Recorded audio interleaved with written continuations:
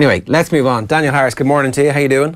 I'm all right, thanks. Morning, lads. There's a raft of things that we can talk about after the weekend. I want to talk to you. I want to start with the Man United performance away at Watford.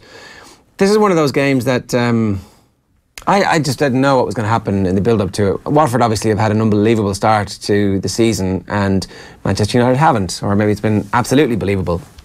But you know, I think these wins are unbelievably valuable from a Manchester United perspective, to continue my disbelief theme, and that these are the types of wins that, if Jose Mourinho is going to have at least a medium-term future at Manchester United, they have to be able to grind out. Yeah, I mean, one thing that we've seen over the last few weeks is that the players haven't tossed it off and they haven't tossed him off. Brighton looked very much like a trying to get the manager fired performance. It couldn't have been any worse than it was. But since then, they've actually played pretty well and put it in. Against Tottenham, they started well, and after they went behind and then conceded another one quickly, they collapsed. But that was more like a confidence issue rather than an effort issue. And since then, they've put it in. So I think what we've seen in these last few games is Mourinho going back to first principles. And it's not always great to watch, but it's understandable that he did that, because after the Brighton and Spurs games, they were completely on their arse. So what he did against Burnley was he picked a team to make sure they didn't lose in a stupid way. So that if they were going to lose to Burnley, Burnley were actually going to have to do something to beat them, because United were going to play four at the back, obviously, and then Matic and Fellaini. So what he was doing was he was making sure that they didn't concede stupid goals and relying on the fact that United still have some class players who would do enough to win the game. And that was, again, pretty much what he did at Watford. I don't think there's a title-challenging future in this kind of lineup. But on the other hand, United still should have too much for most teams. So I actually expected them to beat Watford, and if they'd have played well for more than about 20 minutes, they would have beaten Watford quite comfortably. They're not there yet, and they're not that close to there, but they're a lot better than they were a few weeks ago. And I think you've got to give credit to Jose Mourinho for that, and you've got to give credit to some of the players for that, who could have taken the easy option, quickly got the manager fired, and then got someone different, but they didn't. One of the players who can take a lot of credit, especially from Saturday night's perspective, is Maurizio Sarri. Is this one of these Maurizio Sarri false dawns, or is this something that we can really look towards as something that has a template here for him to succeed? Because it seems he was given fairly rigid instructions, whether it was playing at the base of a midfield or dropping into a back three whenever he needed to, that he's actually able to follow that for the next few weeks? The problem with Fellaini, really, in some ways, is that he symbolises everything that's wrong with United since Fergie left. He was the first player and the only player signed that summer by David Moyes, and he represented a decision that actually we're not really going to try and play proper football here. But if you look at what Fellaini's actually done for United, he's scored quite a lot of important goals, and his performance level in big games probably exceeds that of every single other player he's played for United with, which is in some ways an indictment of those players, an indictment of the team, but also speaks volumes about him. As a United supporter, I would have been quite happy to see him leave in the summer. On the other hand, I understand why he didn't leave in the summer. Mourinho wasn't being given the money that he wanted, so pointless to get rid of someone who's not a first choice, who would then need replacing when you need to strengthen the first 11. So it's fair enough that he stayed, I thought, and he's established himself in the team because he poses a problem. And what it was good to see from United this on Saturday, and I can't understand why it's taken so long, given the fact that Jose Mourinho is their manager, they are useless at scoring from set pieces and defending from set pieces. And there's no excuse for that, because it's a matter of training, it's a matter of coaching and training and practice. And also, they're a team of giants. And what you saw at the weekend was goals from set pieces, but not just goals from set pieces because they were tall, but things that they had very clearly practiced. The way Mourinho celebrated the second goal in particular, you could tell that was something they'd worked on during the week and have been working on. And Fellaini is obviously crucial to that. And he's also crucial with, I suppose, to letting some others play. As I said, I don't think there is a future in a midfield with Fellaini and Matic in, although I actually thought they both played quite well against Watford. You're not going to get enough flowing football. And when you look at the United team, when you look at how they play, you look at how slowly they started the game against Watford, even though they had a lot of possession, they're an attacker short when they play with those two. It needs one more attacking player, I think, instead of one of them. And to end up winning the big trophies, it probably needs neither of them. But they're moving in the right direction now, and you see that Pogba's having a bit more freedom to play, and in the 20 minutes he could be asked to play well on Saturday, that was when United scored their goals and looked like they should finish the game.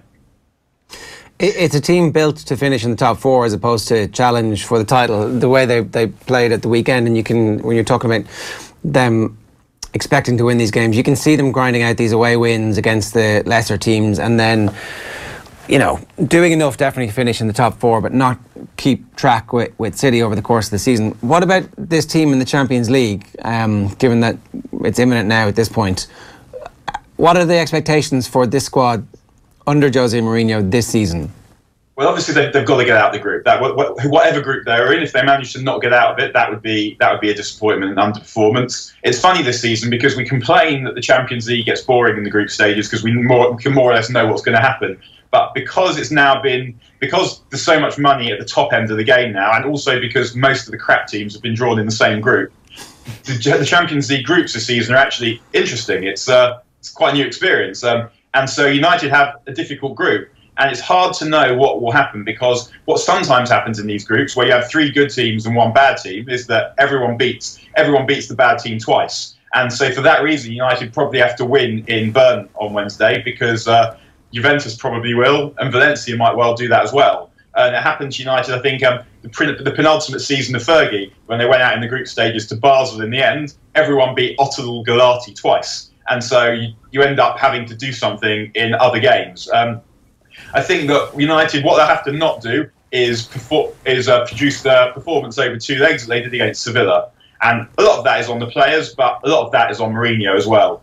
Like leaving out Paul Pogba to play Scott McTominay is almost up there with bringing on Nick Powell for one matter in terms of unfathomable idiocies perpetrated by post-Fergie United managers. It will be a long list, but that one is right up there. There's literally no team in the world in any circumstance in which that is excusable behaviour. And then the way that they played in the second leg against Sevilla, also Seville's goals came quite late, but United were well beaten. Seville sat back for a bit, realised United weren't in the game, like mentally they weren't there, and then did what they had to do. So that will have to not happen again. Like any kind of knockout stages defeat would be more tolerable than that because of the manner of it. United didn't put it all in, they didn't leave it all out there, and they played badly, and they played in a cowardly way. So there's no reason for United to do that with the players that they have, and even the way that they're playing at the moment.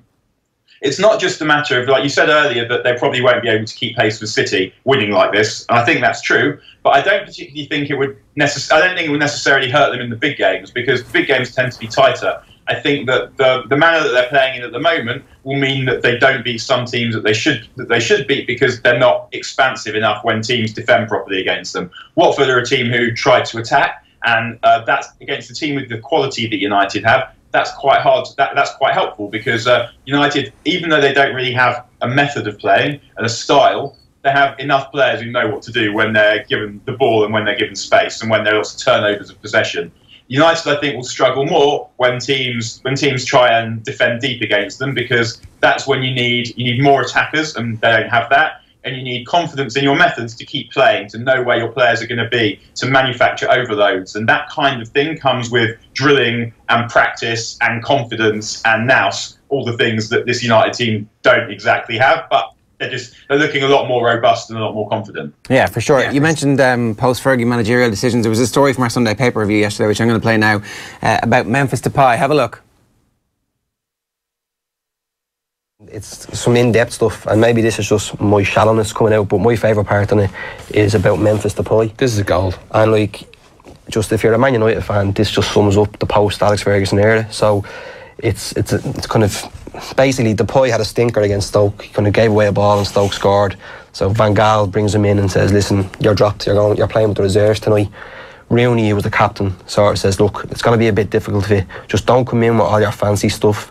So then, naturally, Memphis Depay then turns up in Altrincham in a Rolls Royce, wearing a red leather jacket and a cowboy hat.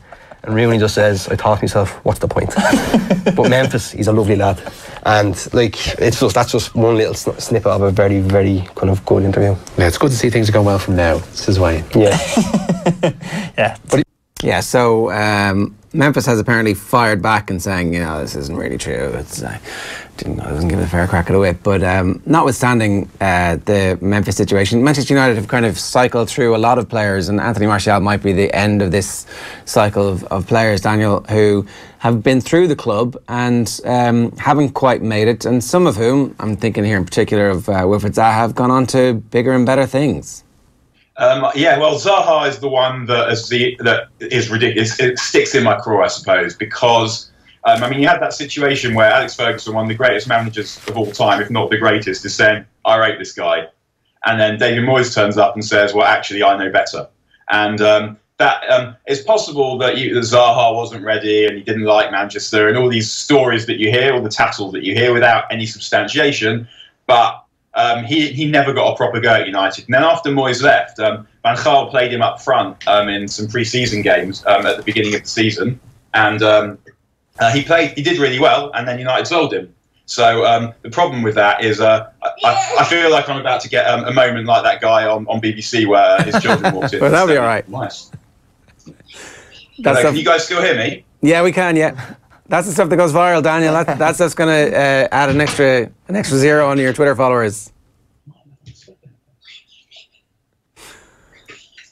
In a minute. Hello. Did you leave me? Did you find me? Did you have that moment? No, we missed it. We missed it. We cut away. We're okay. We're all good. Okay. So what I was saying was Zaha. You hear tattle about Zaha. Might not have been. Ah, someone's pulled the plug.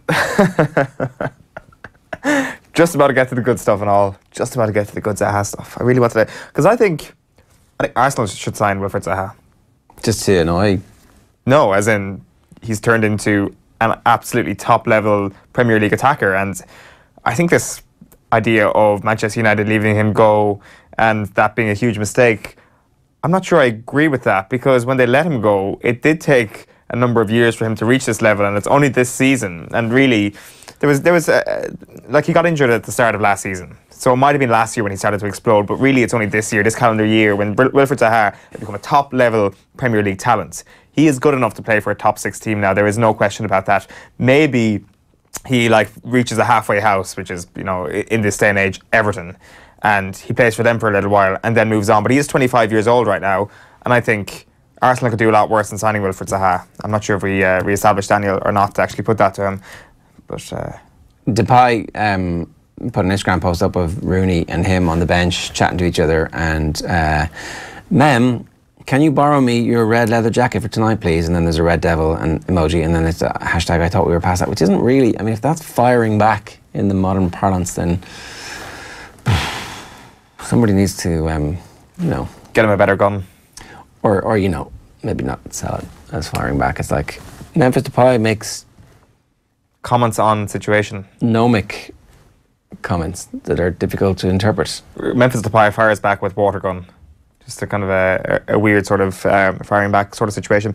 We were going to chat Eden Hazard with Daniel as well, who Maurizio Sarri says is now the best in Europe, which I think is a pretty hot take as far as I'm concerned, Daniel. Eden Hazard, best in Europe. Do you agree with Sarri's take? I don't really think we can ever say these things over the period of a few weeks, which is really what we're saying. He's the best player in Europe at the moment, because, I mean, it's such a short period of time. If we can say Eden Hazard is the best player in Europe, then we've got to be saying that over the course of the last season. So, who is the best player in Europe this week? I mean, it's a ludicrous question, but as a manager, obviously, it's a good thing to say about your players, because it gives them confidence, things they rate you, and then you can go on and do more. But I wouldn't say that Eden Hazard is the best player in Europe at the moment. I'd say that Lionel Messi is the best player in Europe at the moment, because he is. Over the course of the season, if Eden Hazard has a better season than Lionel Messi, then we can start talking. But until that point, yeah, not for me. Daniel, we'll let you go. Thanks a million for joining us this morning. See you again. Daniel Harris there talking to us. I don't know if you're old enough to remember this, you probably aren't, but back in the day, you used to have like a pair of rabbit ears that you'd plug into the TV, and then somebody would kind of fix the rabbit ears, and the screen would go from very fuzzy to, oh, it's a good screen, you can stand there for the whole day. Don't worry, I know what a cathode tube ray is, or whatever you call it. Cathode ray tube. Cathode ray tube. Anyway, occasionally somebody would fix the TV, and then in the room over, somebody would turn the hairdryer on, the TV would go all blurry again. Somebody obviously turned the hairdryer on in Daniel's house, and the internet connection went bzzz. No, there's too much power coming from your house. That's exactly what happened. That's exactly what happens to Wi-Fi connections these days. Just like a final point on that Hazard thing, this is one of these weird years where just Chelsea pop up and decide, we're good again. Screw your Premier League prediction. It's ours. Year on, year off. Just forget, it's like the Antonio Conte year, like the second Jose Mourinho coming. It's just like, nah, screw the norms, we're just going to win it. We just decide we're going to win it, and this is one of those years. It's Chelsea are going to win the Premier League. Their squad is pretty good, isn't it? It looked like we might have a title race. I mean, it could be a 3-horse race. It's not over in September, which is, if it's still not over by November, that'll be like one of the best seasons in recent years. Was the Liverpool-Manchester City game in September last year? The one where Ederson gets kicked in the face? That was the day the Premier League title race died last year. So I'm not sure. I think that might have been October, But anyway, we could have a 3-horse race. Like, Kovacic could go down as the signing of the summer. Like, it kind of happened, and you're like, everybody was kind of worried about the Premier League transfer window closing too early.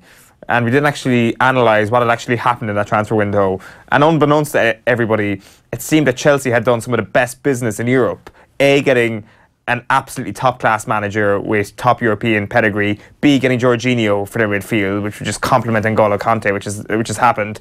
And C, getting Mateo Kovacic from Real Madrid, which was absolutely unbelievable. And then people started to say, well, Chelsea don't have a chance. They're going to go to a back four. Marcos Alonso isn't going to play good football anymore because he's going to be back to a back four. Marcos Alonso is as good as he's ever been, because Maurizio Sarri did that thing that every manager should do, where he took the really good parts from Antonio Conte and just kept them in place, and then brought in his own system around the likes of Marcos Alonso and N'Golo Kante, and has created a beast now which can actually go on with the Premier League. It's the most Chelsea thing ever.